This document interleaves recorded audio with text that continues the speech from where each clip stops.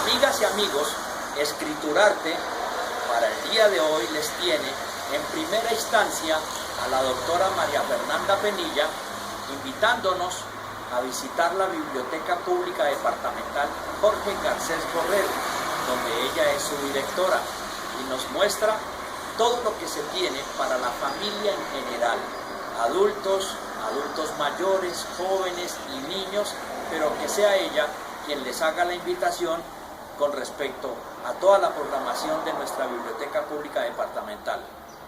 Bueno, efectivamente, sí, aquí en la Biblioteca Departamental Jorge Garcés Borrero tenemos infinidad de actividades artísticas, culturales, educativas, de ciencia, de tecnología, para entretener a toda la familia. Tenemos actividades desde los niños recién nacidos. Nosotros el año pasado, en 2016, inauguramos una bebeteca, que es un espacio para que los niños de 0 a 3 años puedan entretenerse, jugar, tener estimulación temprana, jugar con los padres. Tenemos una sala infantil donde podemos tener los niños desde los 3 años hasta los 12, 14 años, donde hacemos actividades de promoción de lectura, donde les jugamos, y eso lo que hacemos con el juego es incentivarlos a la lectura y a la escritura.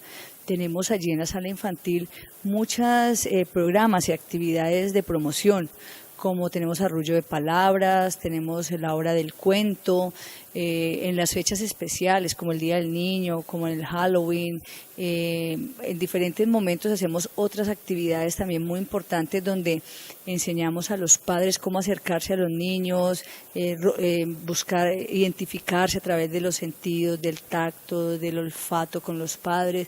Tratamos también de unir un poco a la familia en esta sala. Tenemos una sala juvenil. En la sala juvenil atendemos a los muchachos desde los 14 años en adelante, donde ellos tienen para jugar, tienen para leer pura literatura infantil, donde están las sagas juveniles que tanto les gusta.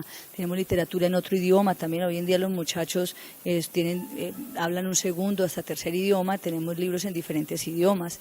Tenemos el resto de la biblioteca para el resto de la comunidad en diferentes edades, donde tenemos una biblioteca con diferentes pisos, donde encontramos libros por referencia, encontramos literatura, tenemos una sala Valle del Cauca, donde podemos encontrar todos los escritos de los valga la redundancia, los escritores vallecaucanos o libros editados por editoriales vallecaucanas, donde podemos resaltar esa buena creación en la escritura que tienen los vallecaucanos.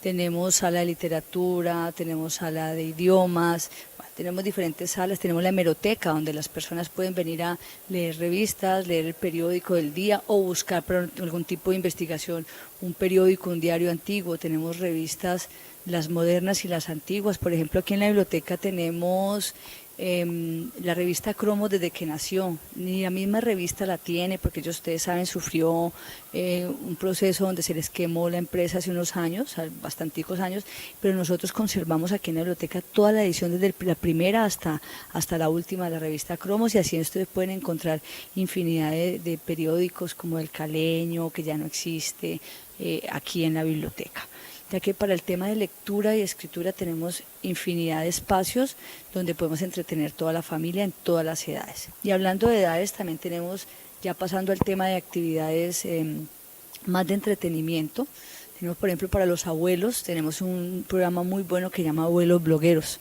donde nosotros le enseñamos a los abuelos, a las personas de la tercera edad, al manejo del internet, del computador. Les enseñamos desde cero, desde cómo crear un correo electrónico, cómo escribir en Word, cómo abrir una red social. Es ayudarle a los abuelos a que entren un poco en esa modernidad, que a veces la gente cree que la edad va en contravía de la modernidad, y no para nada. Aquí en la biblioteca, como somos incluyentes, les permitimos y les enseñamos a familiarizarse y a utilizar la tecnología. Como pueden ver, tenemos programas para todas las edades y a las personas en todo tipo de situaciones. Tenemos una sala Helen Keller en la cual nosotros atendemos personas en situación de discapacidad, donde no solamente atendemos a las personas con discapacidad visual, sino también con discapacidad auditiva. En esta sala ellos tienen cómo leer, así sea una persona con discapacidad visual, tiene cómo leer porque tenemos libros en braille, tenemos computadores dotados de programas especiales como el Joyce, donde cual ellos pueden hacer una lectura a través del audio. Tenemos libros hablados, dictamos clases de braille, clases de lenguaje de señas. tratamos de a todo tipo de comunidad incluirlos en la biblioteca, que sea un punto donde puedan acudir a nosotros y sentirse incluidos, donde tengan donde y en qué entretenerse. Tenemos un espacio, dos espacios que a los jóvenes y a los padres les gusta mucho. Uno es el Museo Interactivo Abracadabra, que es un museo en el cual a través de los niños y los jóvenes, a través de la lectura y el juego, aprenden sobre la ciencia. Para poner un ejemplo, los niños pueden leer, por ejemplo, cómo se forma un río. Lo leen, luego lo ven en la práctica, entonces en esa forma les vamos enseñando un poco sobre ciencias. Y tenemos el Observatorio Astronómico, donde todos los días de 6 a 9, de lunes a sábado, la gente puede venir, obviamente si está despejado el cielo, pueden ir a ver lo que el cielo tiene para ofrecernos, pueden ver los planetas. Es un telescopio que es el telescopio público abierto al público más grande de la región. Donde, además, un sábado al mes nosotros tenemos algo que se llama la Noche Celeste, y lo que hacemos es que esta observación no es hasta las 9 de la noche, sino hasta las 12 de la noche. Esto es un programa que a la gente le gusta mucho, primero porque es un paseo que pueden hacer en pareja, pueden hacer en familia, donde vienen y pues ven lo bonito del firmamento, los astros que pueden observar con este telescopio, pero también pueden observar las ciudades de la parte de arriba de la biblioteca. O sea que es un plan muy entretenido, un plan muy bonito, donde la gente puede acudir y tiene un costo de 4.000 pesos, o sea, un costo muy asequible a todo el mundo. Pero también, bueno, de pronto para hablar del abracadabra, el que les mencioné ahorita, es importante saber que por el sistema general de regalías, con ayuda de la señora gobernadora, en este 2017 vamos a contratar los diseños de un nuevo gran museo. Entre INCIBA, que es el Museo de Ciencias que queda enseguida de la biblioteca, y el Abracadabra, que es el museo que está en la biblioteca, vamos a hacer un gran museo donde vamos a modernizar los dos museos. Y en el 2018 va a ser la construcción, o sea que si Dios quiere, finalizando el 2018 o en el 2019, el Valle del Cauca va a tener un nuevo museo Abracadabra, donde va a ser más moderno, donde va a ser mucho más interactivo de lo que hoy es.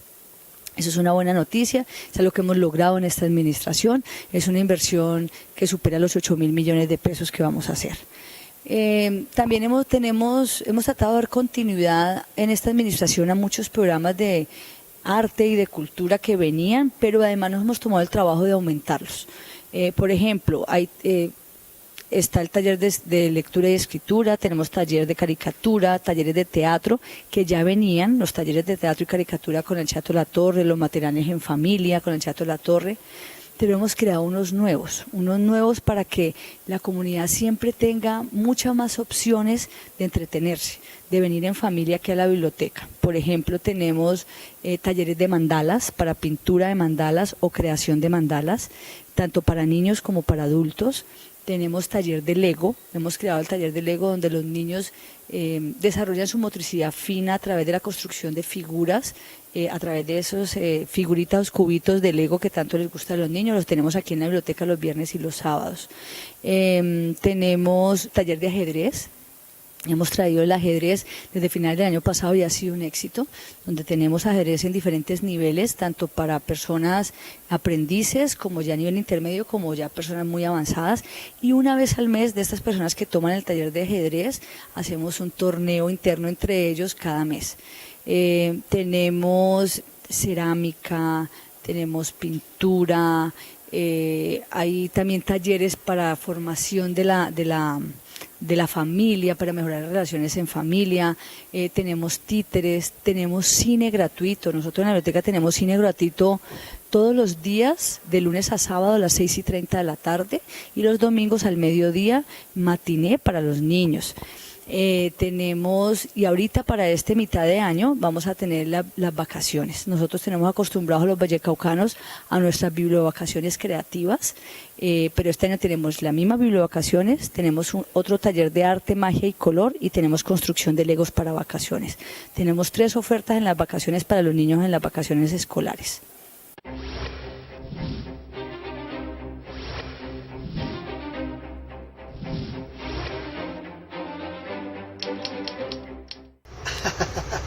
Hola, buenos días, ¿cómo están? Mi nombre es Javier Moreno, soy maestro de yoga de la risa. Quiero invitar a todos mis amigos de Cali a la certificación internacional que se va a realizar en la Academia Christine Balbi el 1 y 2 de julio de este año. Vamos a mirar qué es el yoga de la risa, quién es el creador, quiénes son su co-creadora, cuáles son los beneficios, cuáles son las contraindicaciones, para qué se practica el yoga de la risa, qué relación hay con la risoterapia, cómo se hace con adultos, cómo se hace con niños, cómo se crea un club de yoga de la risa, y van a aprender 20 ejercicios básicos de la técnica. Entonces, a mis amigos de Cali, que haya mucho sabor, mucha alegría.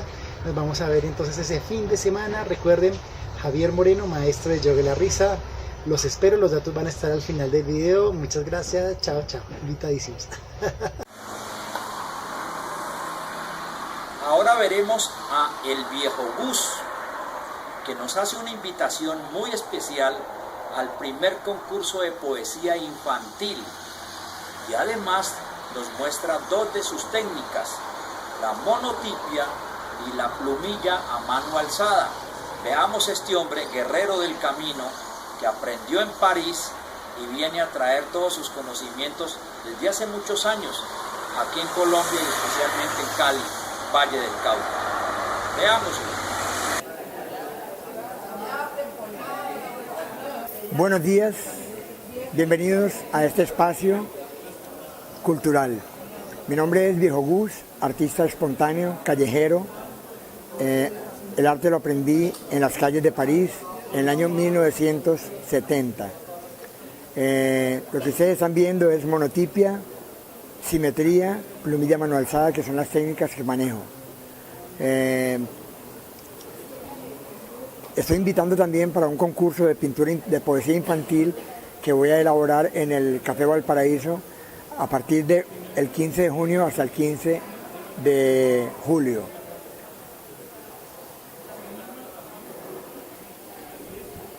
El festival consta de niños de 8 a 12 años. Estamos invitando a todos los niños que les guste la poesía, que quieran escribir o que quieran mandar poesía, con mucho gusto, bienvenidos al Café Valparaíso para que hagan su inscripción. Mi nombre es Viejo Gus, soy el encargado del responsable del festival, del concurso.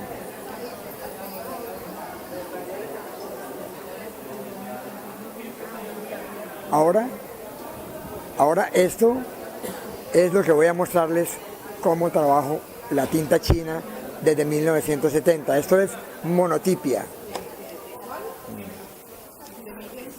Y se hace así. Tinta china, 3 colores fríos, violeta, azul, verde, 3 cálidos, amarillo, naranja, rojo. Entonces vamos con el color violeta como color básico. 1. Luego algo de negro.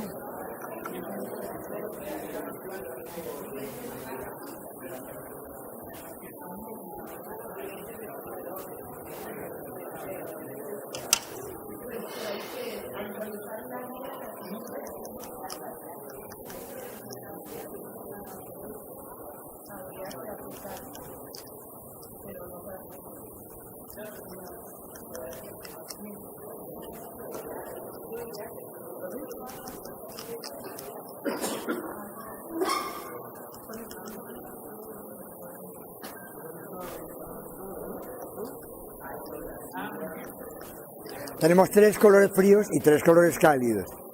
Se imprime así, sobre cartulina esmaltada. Esto es propalcote de 300 gramos.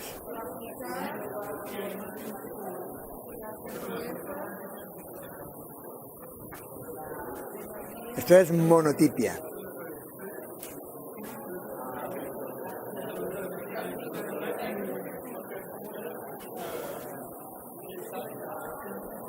Ahora vamos a hacer algo de plumilla mano alzada.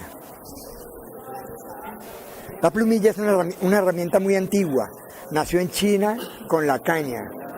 En Europa Occidental, en la Edad Media, utilizaron la pluma de ave, los monjes de Europa Occidental. Y los alemanes del siglo pasado se inventaron la plumilla metálica, que es la que vamos a trabajar.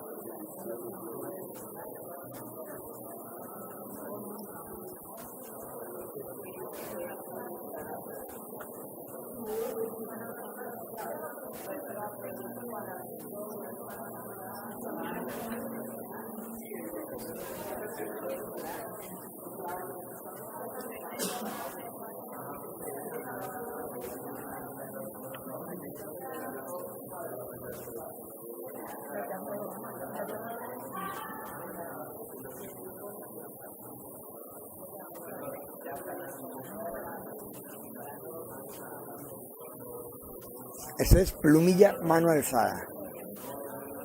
No se puede parar muy...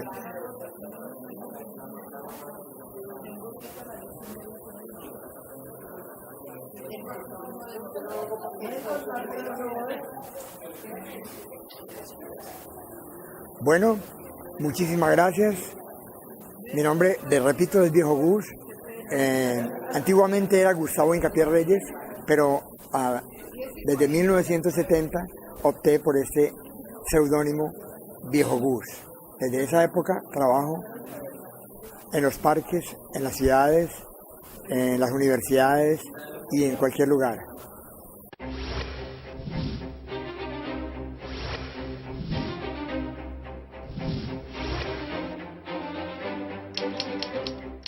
A continuación veremos a Nadima Triana en un homenaje a la flor del valle que le están haciendo sus amigas, sus compañeros, todos los poetas vallecaucanos, muy alegres porque esta mujer se ha destacado y tiene muchos premios.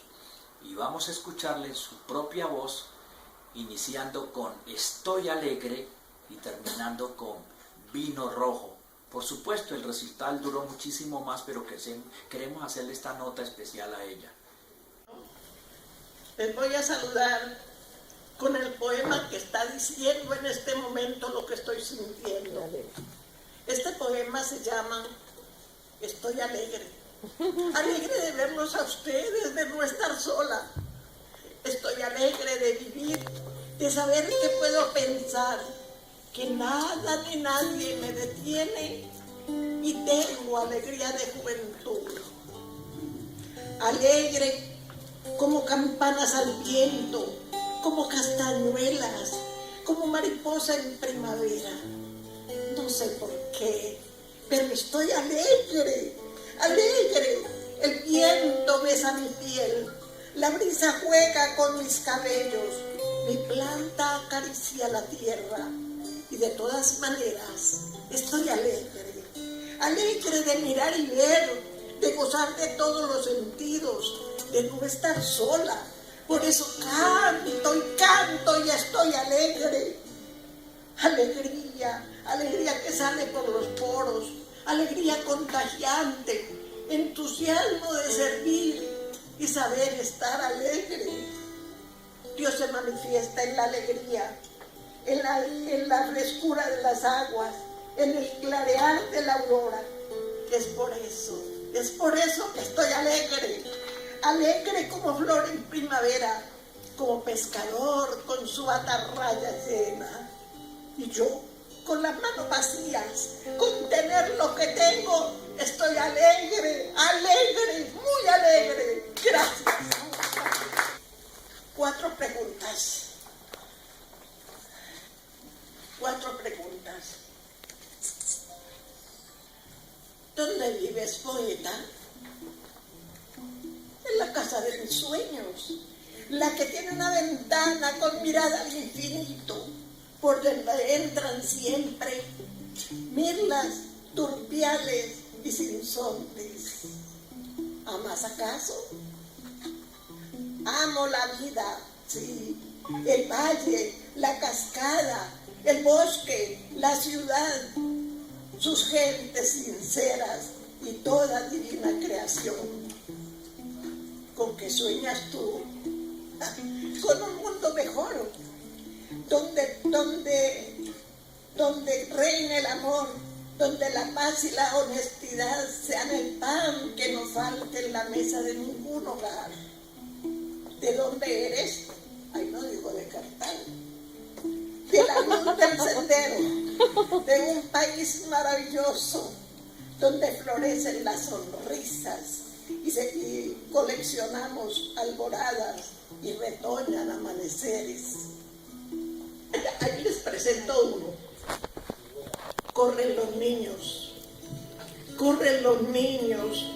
con gran alborozo, despeinando sus risas por el ancho patio, sus caritas rosadas llenas de ternura, nos llenan el alma de alegría sin par. Los jolgorios y las risas del travieso Manuel, y Gustavo el inquieto, el loquito Felipe, empujando a Michelle, y Dianita yo corriendo a alcanzar a Julián, que se lleva su muñeca para hacerla llorar. Han tropezado a Juanito, que arrastra de la cola al gato. La abuela sonríe mirando sus nietos. Andrés la observa con Ángela y Juan, con Ángela y Carlos. Ella en su silla, meciendo recuerdos, hilando el cariño que trenza en suspiros. Allá, el tetero con la chupa mordida, y la casa se llena de risa infantil. Son 10 estos nietos, y falta Marcelo, que en este momento está lejos de aquí. Estará solito, jugando en Nintendo, o tocando en el piano el gato Mambrú. Ya vendrá en agosto, feliz y dichoso, a colmar de dichas el humilde hogar, que muere de pena cuando ellos no están. Nació. Lo escribí una vez que fui a Palmira, cuando estaba joven y bella. Resulta de que estábamos en Palmira. Fuimos a Palmira y llegamos y encontramos los compañeros del grupo con los ojos llorosos, otros de negro, otros entraban y salían y nosotros, pero ¿qué pasa aquí? Aquí pasa algo. Y venimos al recital de aquí. No, habían matado al director de la Casa de la Cultura. A mí me dolió mucho, porque era un maravilloso director del grupo. Nos recibía a brazos abiertos cuando llegábamos, por él íbamos a los recitales de Palmira. Eso era un gusto ir a los recitales de Palmira. 1985. Sí, en 1985, muy cierto, mija. Hace 31 años. Sí. Entonces, yo hice este poema para el director de la Casa de la Cultura que nos habían matado. Con llanto en mis ojos me senté y escribí este poema y dice así: se está regando el vino es la sangre, claro. Se está regando el vino y está tiñendo el suelo. Vino rojo y espumoso, sangre de los viñales. Las copas están vacías, todos las han olvidado. Vino de buenas uvas crecidas en mis viñales. Uvas blancas, uvas negras, de todas se riega el jugo sobre la tierra que absorbe la sangre de mis viñales. Cuántos barriles vacíos en la bodega han quedado, y cuánto jugo se ha perdido en la tierra de mis viñales. No hay paz ni sosiego cuando el vino se ha regado y ha rodado por el suelo la sangre de mis viñales. Hola, buenos días, ¿cómo están? Mi nombre es Javier Moreno, soy maestro de yoga de la risa. Quiero invitar a todos mis amigos de Cali a la certificación internacional que se va a realizar en la Academia Christine Balmy el 1 y 2 de julio de este año. Vamos a mirar qué es el yoga de la risa, quién es el creador, quiénes son su co-creadora, cuáles son los beneficios, cuáles son las contraindicaciones, para qué se practica el yoga de la risa, qué relación hay con la risoterapia, cómo se hace con adultos, cómo se hace con niños, cómo se crea un club de yoga de la risa, y van a aprender 20 ejercicios básicos de la técnica.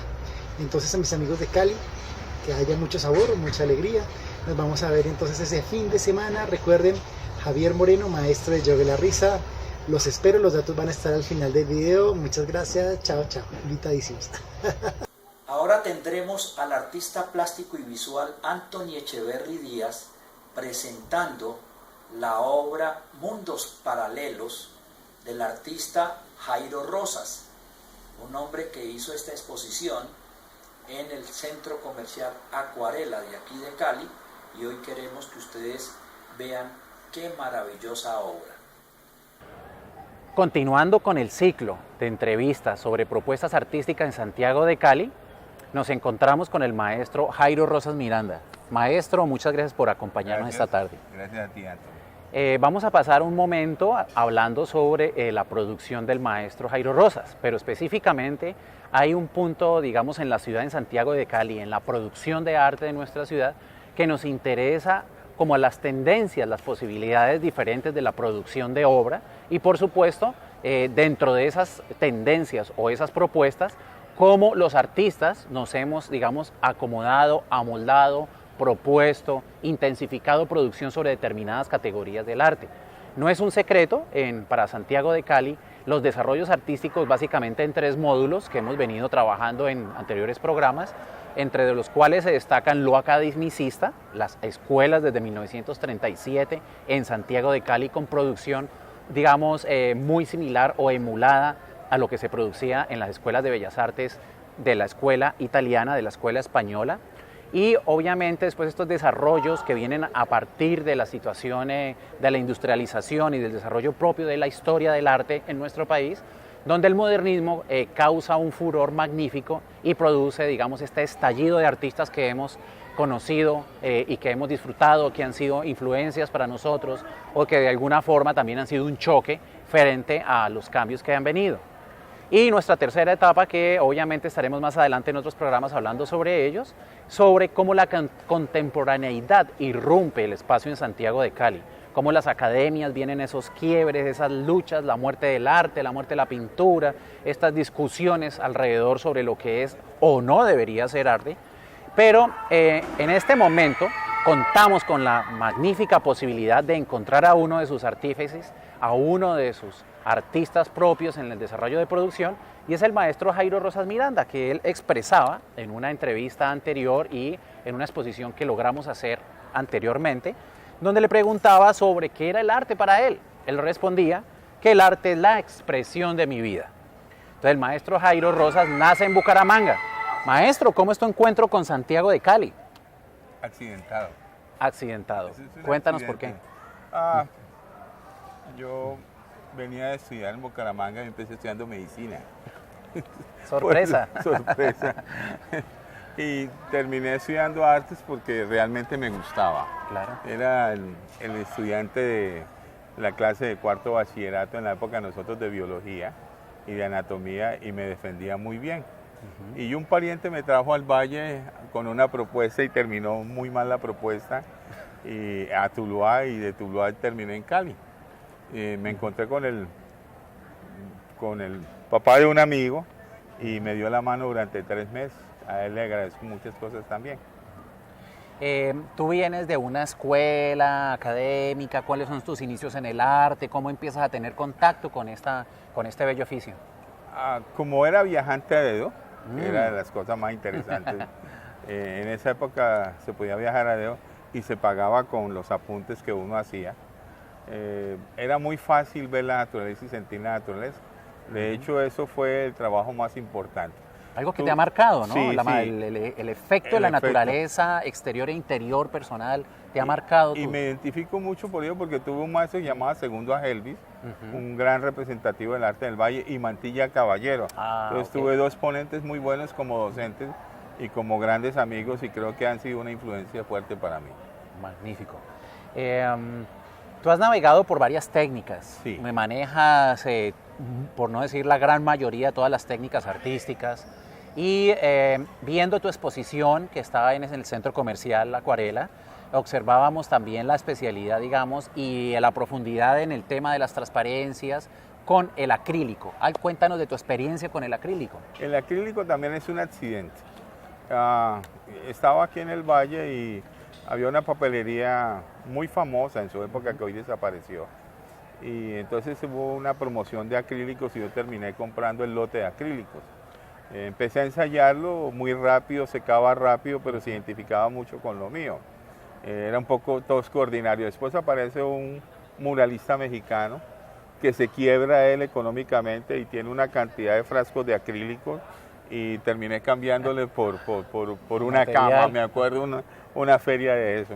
Entonces teniendo esos potes yo decía, tengo que aprender a manejar el acrílico y empecé a trabajar con el acrílico. Es muy difícil manejar esa técnica. Claro, es una técnica muy veloz, ¿no? Muy veloz, hay que conocerla mucho, hoy en día ya la domino.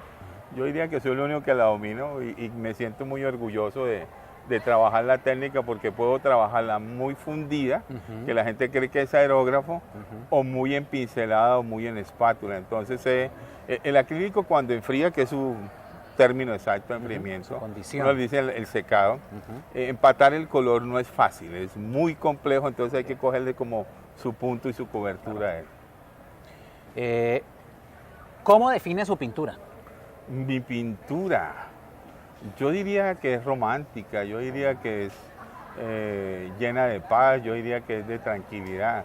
Siempre pintar el paisaje, porque el paisaje está definido en 3 etapas. O sea, el paisaje marino, su nombre lo dice que es la marina, el paisaje urbano, que es urbanismo, y el paisaje rural, que es el del campo. Entonces 3 tipos de paisajes son muy complejos de hacer. El rural es el que más me interesa, pero el rural es más sobre la parte simplificada, o sea, cómo simplificar y no hacer casitas, ni chocitas, ni palmitas, y generar un paisaje con muy pocos elementos. Entonces llegar a simplificar no fue nada fácil. ¿Por qué simplificar? Sería la pregunta. Usted tiene la naturaleza como una forma de investigación y llega usted a simplificar en sus obras y a lograr mínimos elementos. ¿Por qué hacer eso? Pero lograr, o sea, se dice mucho y con muy pocos elementos se pueden decir muchas cosas. O sea, una de las grandes cosas y mi gran reto es que mi obra se defienda sola. Si tú puedes ver una obra y puedes ver el espacio, puedes sentir el aire, puedes sentir la luz, puedes sentir el frío, puedes sentir el calor, entonces estoy logrando el objetivo para el cual estoy trabajando. O sea, por eso se llama mundos paralelos. Mundos paralelos es estar aquí y estar vigente.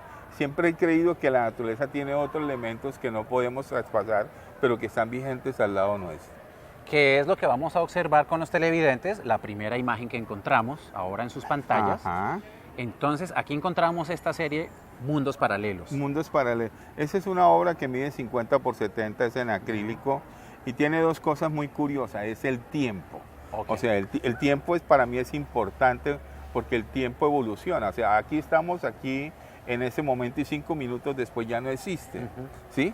Entonces, pintar el tiempo, representarlo el tiempo a través de unas gamas de colores existentes o crear una nueva gama que probablemente la óptica del común del espectador no la ve, pero en un momento dado el espectro lo da. Que es como lo que nos dejó de alguna forma de herencia el impresionismo, ¿no? Sí. Cómo captar la luz, cómo captar la esencia de esos segundos que en vivo cambian las paletas de colores, cambian las tonalidades y de alguna forma cómo hacer una paleta propia, ¿no? Sí, me tocó aprender sobre el impresionismo muchas cosas. Ellos fraccionaban el color, entonces al fraccionar el color, colocaban un color, decía algo de amarillo, algo de azul, y a cierta distancia la óptica del color lo vuelve verde. Verde, ¿Sí? ¿Correcto? Entonces la idea era cómo pasar de un color a otro sin generar un corte a través de la técnica, cómo generar una atmósfera. Aquí nadie conoce realmente la técnica del impresionismo, solamente conozco un pintor que ha intentado hacer algo que se acerca a algo en eso. Porque es que cuando vos ves el impresionismo, a la distancia lo ves, pero cuando te acercas no ves sino manchas. Son manchas. Es la función que se logra en la retina y una como lo que sucede con el divisionismo.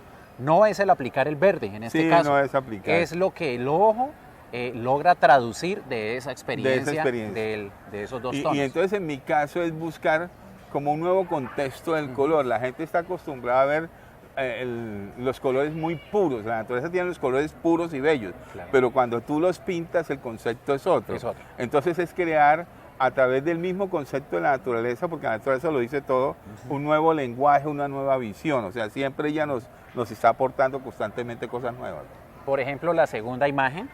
Observen la los televidentes segunda la imagen qué experiencia tiene tiene usted una frente a anécdota esta. muy bella. Eso fue hacia Cartago. Nuestra hija se perdió en un paradero de esos y fue impresionante. Entonces ya viniendo encontramos que estaban esas parcelitas y el fondo, y a mí siempre me ha interesado la naturaleza porque he vivido, he dormido con la noche, he visto noches estrelladas, y empezar a crear elementos en donde se contradicen muchas cosas. Por ejemplo, nadie ve una neblina cuando sale el sol. Es Claro. muy complicado. Cierto. Un elemento dentro de la naturaleza donde hay sol y hay neblina. Entonces colocar los colores rojos y cálidos y magentas y de pronto colocar neblinas y atmósferas genera muchas cosas. Entonces ese es otro mundo en el que uno quisiera entrar. Algunos se divertían y se burlaban de eso hasta que un día vieron el fenómeno en presencia y entonces ya me respetaron por eso. Muchas gracias, maestro. De nada. Vamos a hacer una pausa, ya regresamos. Ok.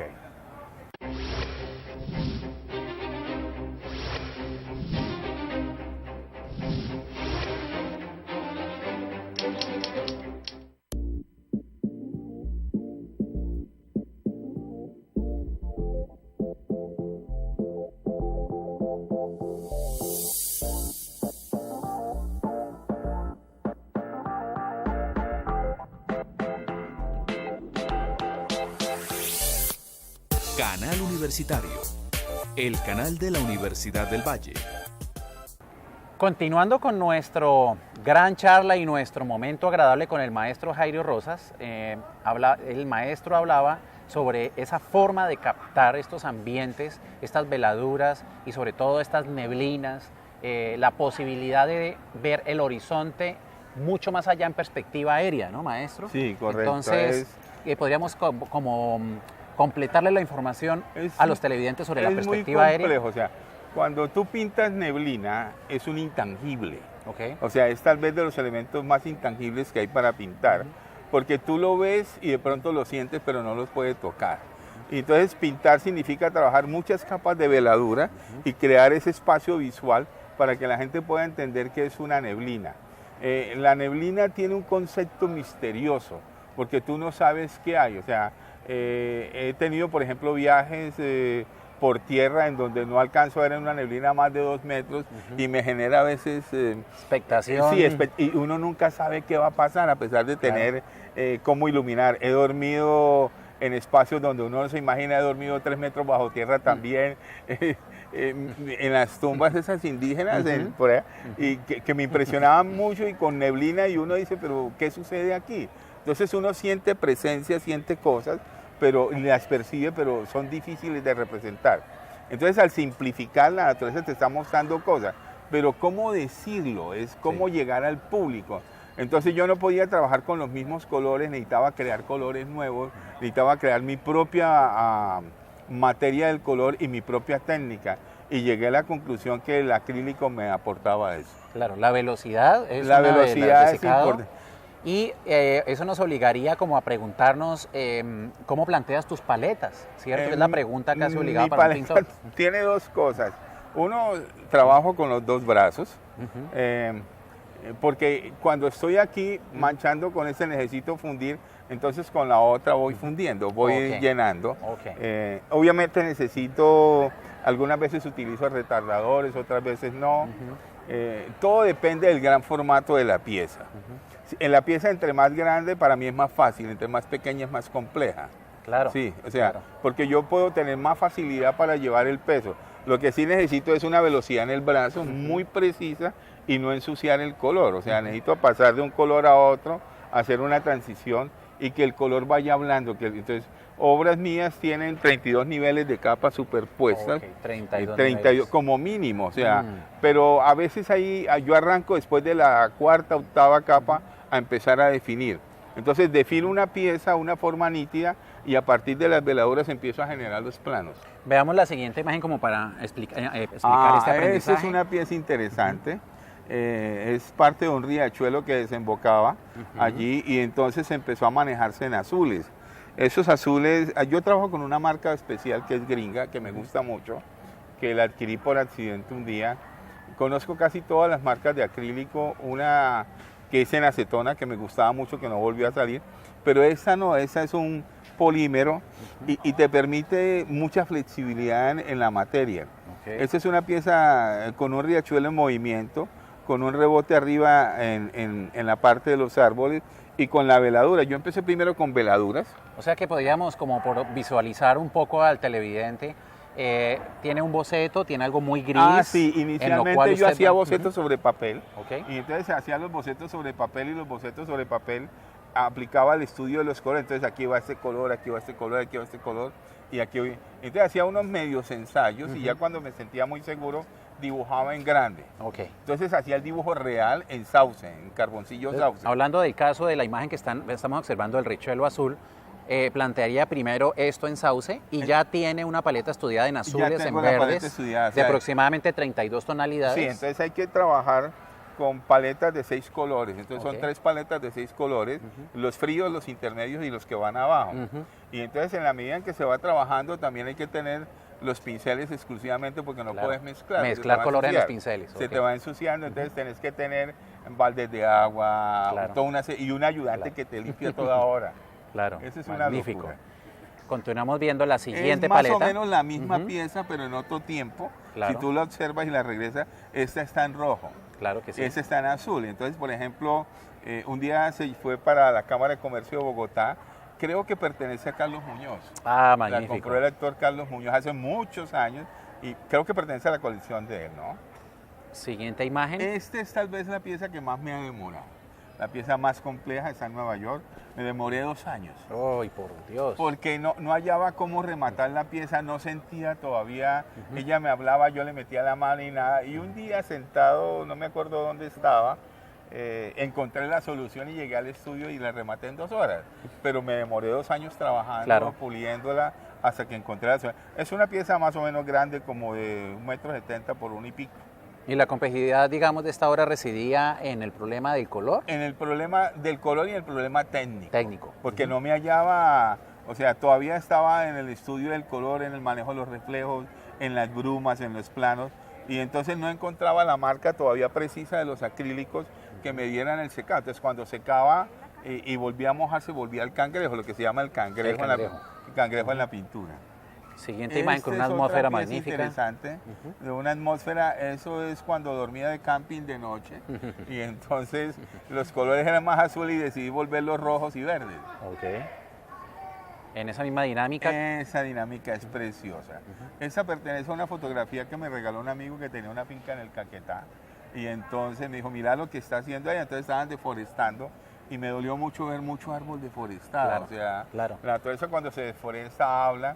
Y entonces sentí como ese dolor y empecé a interpretarlo. Entonces el rojo es como la esencia del grito de la naturaleza diciendo por qué me maltrata. Y la bruma abajo es como el espíritu de la naturaleza diciendo aquí estamos vivos y perdonamos y volvemos a crecer y volvemos a salir y volvemos a retoñar y ella vuelve y camina si no la molestas. Tenemos este que es muy parecido, es una panorámica desde arriba, donde estás montado. Y entonces estás viendo las montañas por planos. Obviamente es magnífico ver una pieza de eso en donde uno se asombra. Yo siempre he dicho, y lo descubrí, puede que lo tilden a uno de loco, la naturaleza se ríe, la naturaleza habla. Alguien una vez me prestó un estudio al frente de Carvajal de la Avenida Sexta y un sábado en la tarde yo vi riéndose los árboles. Parece irónico, parece increíble. Pero a partir de ahí puedo escuchar lo que ellos sienten y lo que ellos dicen. Lo que pasa es que son estáticos, pero tienen vida. Entonces, mire, para muestra un botón, la naturaleza, ¿qué está pasando con los temblores? ¿Para dónde vamos? Lo que sucedió ahora, inundaciones. La naturaleza cobra su propio sentido. Busca su equilibrio misma por sí sola. Claro, ella reclama lo que es de ella. Perfecto. Siempre reclamará lo que es de ella. Bueno, aquí tenemos la siguiente imagen que presenta unos violetas, una armonía obviamente fría.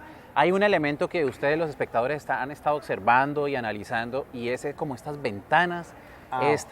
¿Cuándo llega ese elemento Jairo Rosas? Que es lo que te distingue como un Jairo Rosas, ¿no? Como el sello personal. Sí, un sello personal. Ese sello de la transparencia nace también por accidente. O sea, casi siempre que empezás como a buscar algo nuevo, tenés que cometer errores. Y de pronto al cometer errores tratas a corregirlo y al corregir de pronto sale una cosa nueva.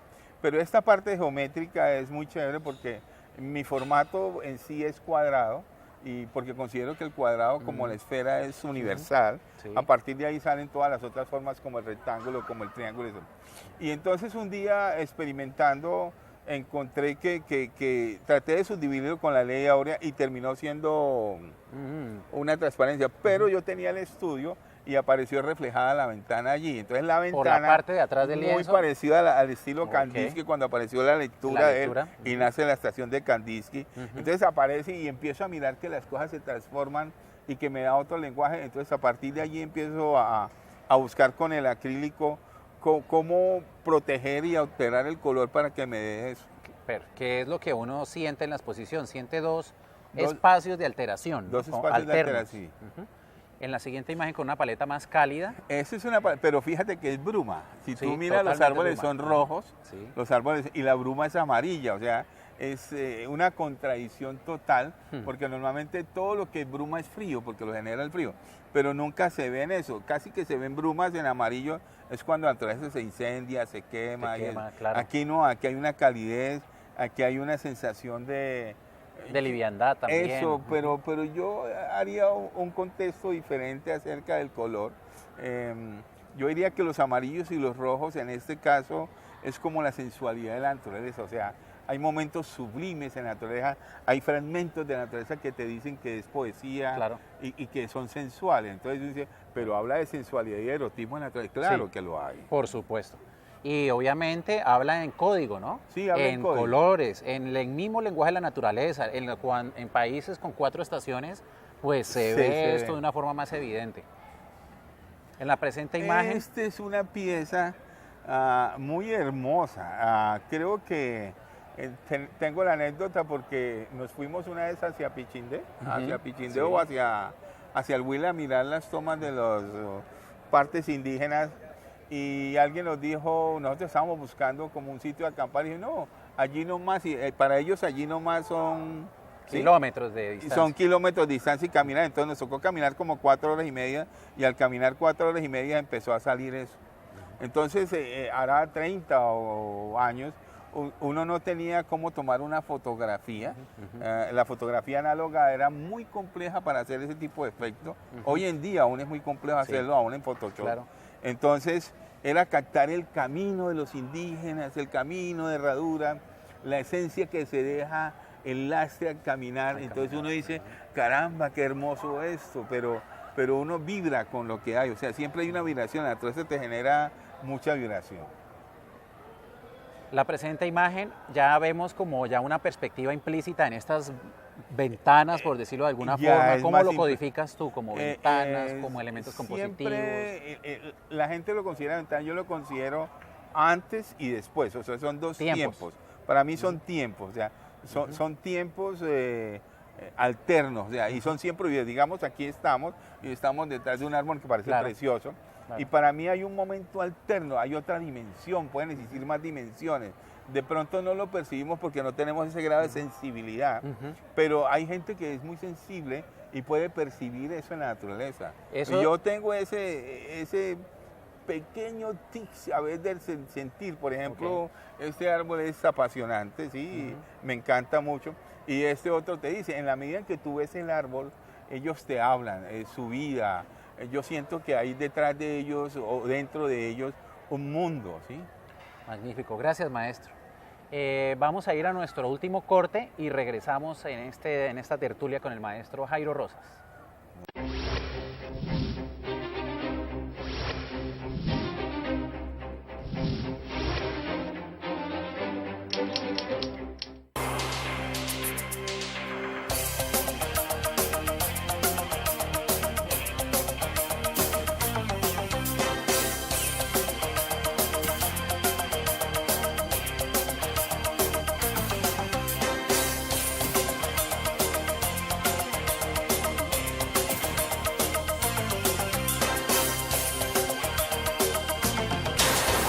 Este es el canal universitario. Continuando este último bloque, En el pasado anterior bloque estábamos hablando sobre lo temporal en la obra de Jairo Rosas. El tiempo está presente en la naturaleza, luego está presente en sus obras. Y lo observamos en la presente imagen. Esa es una pieza que pertenece al páramo. Tenía familia en Bucaramanga, entonces iba mucho al páramo de Berlín. Entonces cuando nos quedábamos de vacaciones, a veces era miedoso, a veces no, porque uno es niño. Entonces se acostaban a las 5 o 6 de la tarde y madrugar 5 o 6 de la mañana a bañarse en una quebrada. No. Era una cosa tenebrosa, pero era delicioso. Con el tiempo fui entendiendo eso y me gustó mucho. Entonces veía uno caer el río, el agua, y quedó en mi memoria, y con el tiempo dije, bueno, vamos a pintar recuerdos infantiles, pero con colores míos, ¿sí? Okay. Y eso fue lo que se generó. Inclusive he ido y he viajado y me he colocado en las madrugadas y le digo al taxi, espéreme aquí, voy y me tomo algo y me meto a la neblina y de pronto al agua, pero la gente hoy en día es muy miedosa porque cree que uno es guerrillero, paraco, qué sé yo, ¿no? Ese pertenece a la misma serie. La misma serie de páramos. De los páramos. Y entramos a esta imagen de la selva, esta imagen fría con unas intenciones cálidas en la parte de abajo, una composición ya más abigarrada. Sí. Vemos que el elemento del tiempo ya está presente, pero en su momento presente. En presente, ¿cierto? Sí, ya es más complejo. Y digamos este regreso a quitar este elemento identificativo tuyo, a regresar a esta nueva etapa, cuéntanos sobre esta experiencia tuya. Es una pieza bien interesante porque me acuerdo exactamente, fueron 30 días, 20 horas diarias, durmiendo 4 horas. Fue obsesiva la idea. La naturaleza tiene mucha selva y es muy difícil, le dicen los indios dicen manigua. Manigua. ¿Sí? Entonces atravesar la selva y colocarla a hablar en su espesura y generar otros tiempos no fue nada fácil. Entonces cuando empecé a pintarla se me venía el elemento. Okay. O sea, no podía transportarlo más allá y se me volvió muy complejo. Empecé a experimentar muchas cosas dentro de la técnica hasta que en el proceso de trabajar descubrí el proceso técnico y fue cuando empezó el desarrollo. Esa pieza es bien gruesa a nivel de capas para lograr esa profundidad y logré el objetivo al final. O sea, era hablar de la selva, hablar de la manigua, pero hablar de la sensación y la emoción que produce la pieza. Es una pieza grande, ¿sí? Aquí tenemos otra selva en amarillos, la primera es en azul, la otra es en amarillos. Es donde la naturaleza te dice que ella es la reina de los colores. Claro. Es la madre de los colores. El asunto es saber interpretar y coger los colores que ella nos dice. Mire, métase por ese color, maneje ese color, haga estos colores. El problema que tienen los paisajistas hoy en día, raro, porque hay 2 o 3 que me gustan todavía, actuales, es que no tienen cocina propia. Okay. Entonces la gente pinta básicamente con el color muy crudo, muy puro, y entonces consideran eso, porque ni siquiera son fauvistas, o sea, no son ni siquiera fieras del color. Es decir, sale directamente del tubo. Y no tienen idea, entonces se consideran pintores o artistas. Okay. Bueno, ahora encontramos de nuevo el elemento temporal, digamos, significativo de Jairo Rosas, de nuevo con entorno, pero ya unos elementos, digamos, más simplificando más la composición. Sí, ¿no? esto, como son horizontales, pertenecen al valle. Okay. Entonces estos son... con mis hijos siempre hemos salido a pasear y veía esos pastos y estas cosas. Entonces la idea era tener un solo horizonte y hablar de él. Y entonces las ventanas ya arriba no quedaban geométricamente cerradas, sino abiertas. Okay. Entonces era amarrar el tiempo del centro atemporal con el tiempo temporal del lado derecho, que fue muy complejo y que es el trabajo de investigación que llevo ahora. Ahora estoy tratando de dejar el tiempo en la mitad de la obra, que quede atrás, en el medio y adelante. Okay. Ahora se me ha ocurrido, ahora tengo otros procesos, porque alguien decía, es que tú no vas a evolucionar, resulta que es que uno sí evoluciona con el concepto, las ideas salen, lo problema es saberlas representar. Y en este caso, particularmente tú eres como muy incisivo y, si me permites decirlo, como un poco, digamos, más que obsesivo, es casi enfermizo en esta temática de llevarla al extremo. Sí, sí, la verdad es que creo que la naturaleza es más compleja de lo que la gente cree. O sea, si tú miras un árbol, una hoja es una unidad. Sí. Si tú miras una rama, la rama es una unidad de una serie de hojas. De un todo y de una estructura. Y de una estructura. Entonces es mucho más complejo pintar un árbol que la misma figura humana. La figura Claro. humana tiene 120 y pico de huesos, Claro. tantos músculos, Claro. y dependiendo cómo se mueva siempre va a tener unas dimensiones muy precisas. Ujú.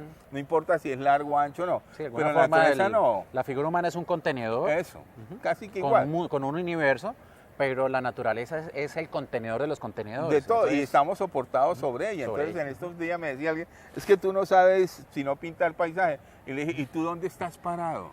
eso es lo que... Cuando la naturaleza grita o se queja, ¿para dónde correr? O Ese sea, cuando punto- tiembla, ¿hacia dónde corre uno? Me gusta que toques ese punto porque uno sentiría como estudiante en artes visuales o artista contemporáneo un pecado el tratar de pintar paisajes hoy porque uno no se siente tan contemporáneo al hacer un paisaje.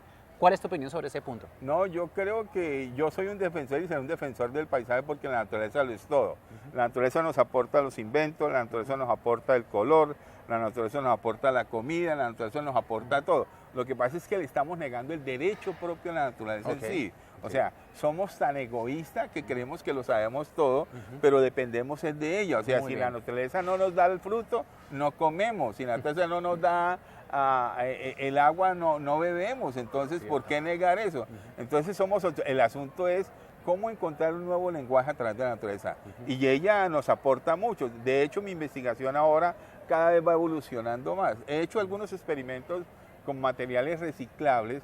Lo que pasa es que el material reciclable es biodegradable en su momento, entonces no sé cuánto puede durar la obra, Claro. pero me ha ido bien mezclando y haciendo cosas. Me siento aún más a gusto con esto. Ok. O sea, y uno de mis grandes sueños, que sí va a cumplir, es pertenecer, que mis obras estén al lado de los grandes paisajistas del mundo, como John Constable, como Turner, como Gaspar Gavifriedes, como Claude Lorraine, con ellos. O sea, porque Lorraine es de los grandes maestros, no solamente de la Es un perspectiva, referente sino de la obligado. atmósfera. Ujú, claro. Y sobre todo porque han logrado plasmar, digamos, su tiempo Sí, su tiempo. digamos, en un momento específico de tiempo y espacio. Claro. Es que es otra de las funciones del artista, cómo lograr sintetizar su tiempo en imagen, ¿no? Y siempre estamos dentro y fuera de ella. O sea, Exacto. mi pintura está en ese momento, existe, pero está como fuera de contexto. La gente a veces la entiende, a veces no. Igual es mi pintura.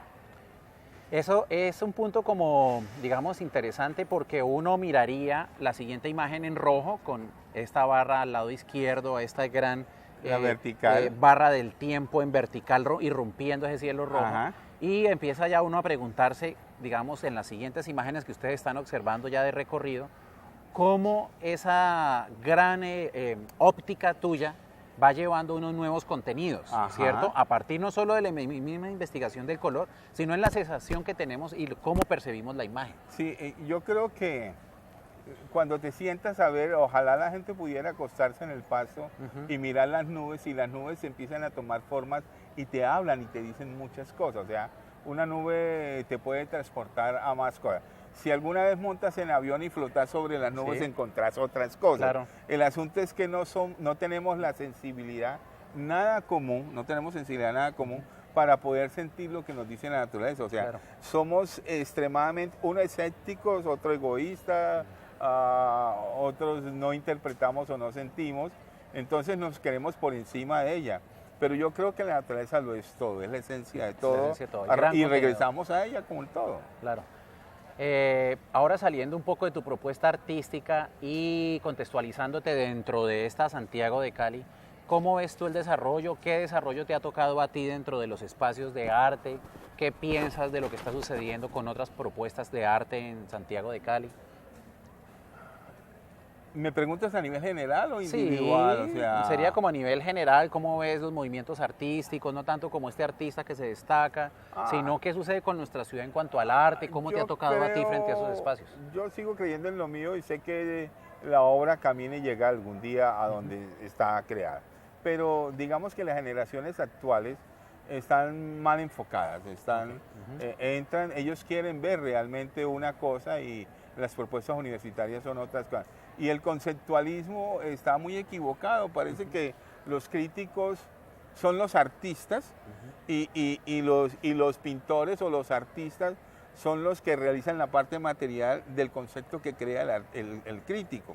Entonces están como sujetos a que alguien impone una idea, como en el medioevo, y el artesano, que es el pintor, es el que desarrolla el concepto. Entonces, a mí me parece complicado. El que no sepa pintar o no sepa llegar a entender su posición frente al arte, no va a llegar nunca. O sea, yo no creo mucho en el arte abstracto si no se hace un trabajo de investigación, porque la abstracción tiene un contenido figurativo y hasta una figura figurativa a un minimalismo con una idea nueva se requiere un trabajo de investigación.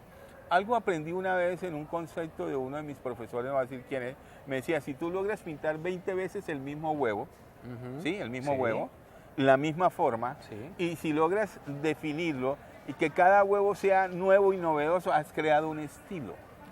¿Sí? O sea, eso es un ejercicio que le coloco a mis estudiantes y se vuelve muy complejo, porque muchos colocan el huevo en forma de comida. El huevo es un concepto, pero es la forma, solamente el contorno de la forma, y a partir de allí deben crearse 20 formas. Entonces, obviamente yo tengo la respuesta, pero es mejor que la gente lo resuelva. Claro.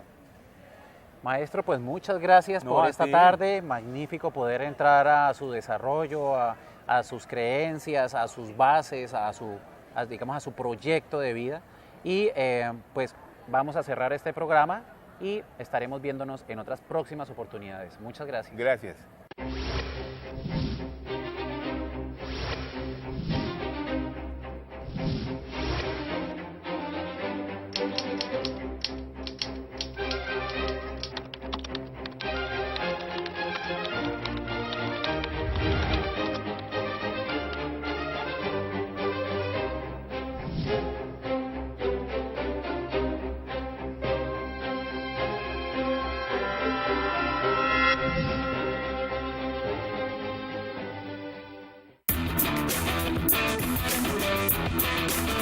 Canal Universitario presentó el anterior programa.